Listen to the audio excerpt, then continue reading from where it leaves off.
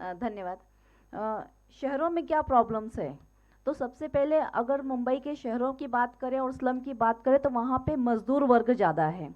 मजदूर यानी concrete construction workers कह सकते हैं, घरेलू कामगार महिलाएं कह सकते हैं। तो अभी जो पर्यावरण के विषय आ रहे हैं तो उनके ऊपर जो उनके जीवन पे होने वाली तकलीफ़ें हैं उसको आप लोगों ने पहले ही, हमारे जो यहाँ पे वक्ता आए थे उन्होंने बताया कि लेबर्स को क्या तकलीफ़ है। सबको तो आराम मिलता है लेकिन उनको कोई कुछ भी समय कि अगर बहुत ज़्यादा गर्मी हो रही है तो कुछ घंटे को उनको रिलैक्स दिया जाए, वैसे कुछ होता नहीं है। तो ये एक सारी समस्याएं लेबर वर्क को हमारे साथियों ने चर्चा किया, उसमें समय न ज़्यादा लेते हुए मैं ये बताऊंगी कि मुंबई शहरों में जो हम कह रहे हैं कि पर्यावरण की दृष्टि से क्या नुकसान होने वाला है।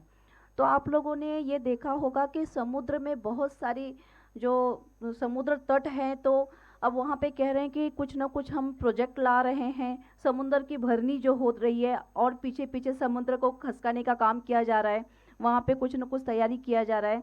फिर वो मरीन ड्राइव की बात कहें या फिर और आगे की बात कहें, तो जो लोग वहाँ पे गए हैं देखे हैं वहाँ पे किस तरीके से काम किया जा रहा है, समुद्र के किनारे पे भरनी करके वहाँ पे मशीनरीज लगा के कुछ न कुछ वहाँ पे प्रोजेक्ट की तैयारी की जा रही है। तो ये इसका आने वाले भविष्य में क्या असर होगा, ये एक बहुत बड़ी बात थी।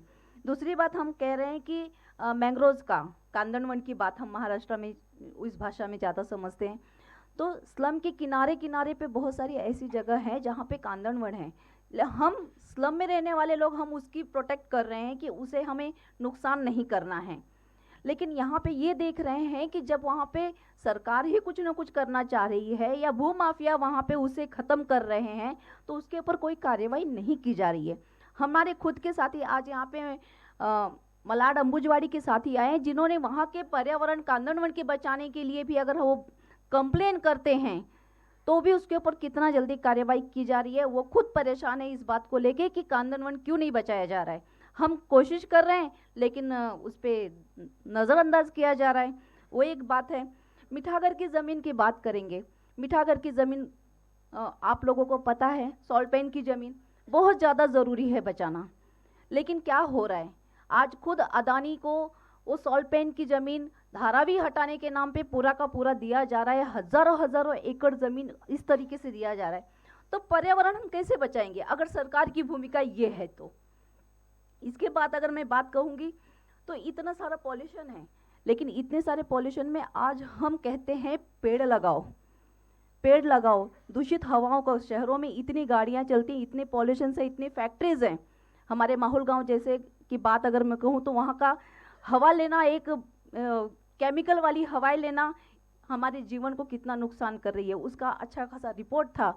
माहौल से लोगों को निकालने का हाईकोर्ट का जजमेंट था। जब इतनी सब कुछ है, पेड़ लगा रहे हैं, पौधे लगा रहे हैं, लेकिन यहीं पे आरे की कटाई हो रही है धड़ल्ले से, तो वो क्यों हो रही है? सरकार उसे रोकना चाहिए तो रातों रात 4-4 हज़ार पेड़ काट दिए जाते हैं और रोकने वाले हमारे जो एक्टिविस्ट होते हैं उनको मारा जाता है, उनको जेल कस्टडी दी जाती है, उनके ऊपर सालों साल केस चलाए जाते हैं। तो ये भी बात हम ये नज़रअंदाज नहीं कर सकते हैं। और अगर शहर की बात, अब एक हम कह रहे हैं कि इतनी जो ऊंची इमारतें बनाई जा रही हैं उससे हमारे जीवन पे होने वाला असर, तो इतनी ऊंची इमारतें बनाना, हाई राइट्स बनाना, तो कहाँ जा रहा है ये हमारा आज का पर्यावरण? हम किस तरीके से आने वाले समय में हम फेस कर पाएंगे और किस तरीके से इसको हम इसमें से हम निकल पाएंगे, लोगों को कैसे हम अच्छे जीवन की बात कर रहे हैं जो, तो ये एक बहुत बड़ा जो समस्या है। तो शहरी विभाग में हम इसे किस तरीके से देख रहे हैं, ये बहुत कुछ बातें आप लोग के सामने मुझे रखना था। और बसेस चलाई जा रही हैं, एसी बसेस, तो क्या इसका हम पर होने वाला प्रादुर्भाव हम नहीं देख रहे हैं? देख रहे हैं। ये बहुत सारी चीज़ें हैं। और पहले बरसात होते थे तो ज़मीन में पानी जाता था, लेकिन आज जो कंक्रीटकरण रस्तों का हो जा रहा है उस तरीके से हमारे ज़मीन को जो पानी चाहिए, वो नमी चाहिए, वो नहीं मिल रही है। तो ऑल ओवर अगर हम कह रहे हैं पर्यावरण की बात, तो शहरों में जिस तरीके से चीज़ें देख रहे हैं, समुद्र का, कंक्रीटकरण का, जंगलों को काटने का, मीठागर की ज़मीन का, एसी बसेस का, ये जो कुछ भी बातें आ रही हैं, इन सब के ऊपर एक अच्छे नियोजन की ज़रूरत है। और सबसे बड़ी बात तो कहीं ना कहीं हम जब बात एनएपीएम की कहते हैं तो एनएपीएम के हम जो साथी हैं, जो हम ये समस्याएं यहाँ पे चर्चा कर रहे हैं, इस चर्चा के बाहर निकल के हम कैसे बचाएंगे।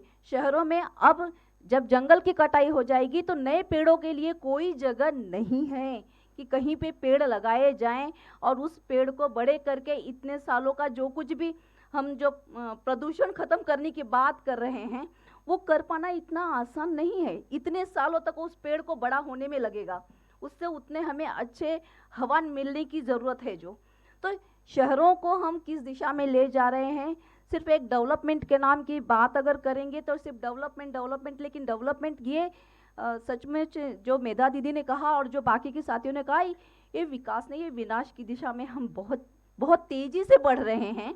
और इसे सुधार कर पाना या इसे कंट्रोल में लाना, जब तक अपनी नियोजन महाराष्ट्र शासन की या अपने देश की जो विकास नीति की बात हम करेंगे, वो जब तक वो सुधारित तौर पे नहीं किया जाएगा या बचाने के तौर पे अगर हम उसमें कोई ठोस कदम नहीं उठाएंगे, तब तक ये बहुत ही नामुमकिन जैसी वाली बात लग रही है। क्योंकि शहरों की ज़मीनें इतनी महंगी हो चुकी हैं कि अब तो लोगों को यूं धड़ल्ले से उनके घर तोड़ के वो ज़मीन बिल्डर्स को दे दिए जाते हैं, या फिर डेवलपमेंट के नाम पे या सुशोभीकरण के नाम पे हज़ारों हज़ारों परिवारों को उजाड़ दिया जाता है।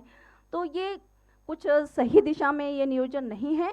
और मेरा सिर्फ यही कहना है कि हम ये जो समस्याएं समझ रहे हैं, देख रहे हैं, तो इस पे एक प्लान होना बहुत ज़रूरी है कि शहरों को हम किस तरीके से इन सारी समस्याओं से बचा सकते हैं। इसकी एक अच्छे नियोजन की ज़रूरत है। मैं मुद्दे यहाँ पे रख रही हूँ, लेकिन मैं खुद भी अब इस बात पे ये निर्णय निकाल नहीं पा रही हूँ कि हम इसे कैसे बचा सकते हैं, कैसे हम बचे कुचेरे को बचाएंगे, कैसे हम इस बढ़ते हुए समंदर को रोक पाएंगे, कैसे हम एसी चलने वाली बसेस को हम सरकार से क्या कह सकते हैं, कैसे हम मीठागर की ज़मीन जो उद्योगपति को दिया जा रहा है और पूरे लोगों को, धारावी के लोगों को, लाखों लोगों को वहाँ से हटा के कहीं और पुनर्वास के लिए भेजे जाने की बात कह रहे हैं।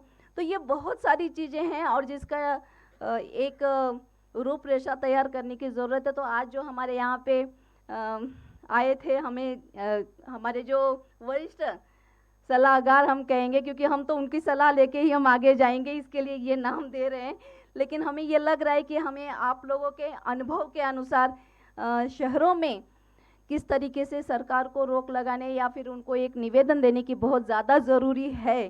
तो एक एनएपीएम से सबसे पहले ये शहर को मंत्रियों को ये निवेदन जाना ज़रूरी है कि देखिए इतना विनाश तो हो चुका है, आपकी विकास अवधारणा बदलने की ज़रूरत है। तो एक एनएपीएम से तत्काल पत्र की बहुत ज़रूरत है, वरना आने वाले समय में हमें बहुत तकलीफ उठानी। जिंदाबाद।